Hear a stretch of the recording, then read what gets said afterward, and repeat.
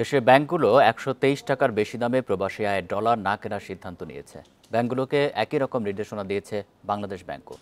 ডলারের ক্রয় মূল্য ১২৬ থেকে ১২৭ টাকায় ওঠার পর এই সিদ্ধান্ত নিয়েছে ব্যাংকগুলো।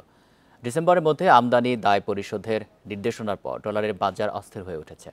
কিছু ব্যাংক ১২৬ থেকে ১২৭ টাকায় ডলার কেনায় বাজারে বিক্রয় মূল্য বেড়ে যায়। এই পরিস্থিতিতে কঠোর হয় কেন্দ্রীয় ব্যাংক। পরে ব্যাংকগুলো নিজেরা সিদ্ধান্ত নেয় ১২৩ টাকার বেশি দামে ডলার না কেনার। এমন সিদ্ধান্তের পর মঙ্গলবার ব্যাংকগুলো সর্বোচ্চ ১২৪ টাকা ৫০ পয়সা দরে প্রবাসী আয়ের ডলার কেনে। ফলে দাম আবার কমতে শুরু করেছে। সংশ্লিষ্টরা জানান, রিজার্ভ বাড়াতে বাজার থেকে প্রচুর ডলার কিনছে কেন্দ্রীয় ব্যাংক। অন্যদিকে আগের বকেয়া পরিশোধের নির্দেশ দেওয়া হয়েছে।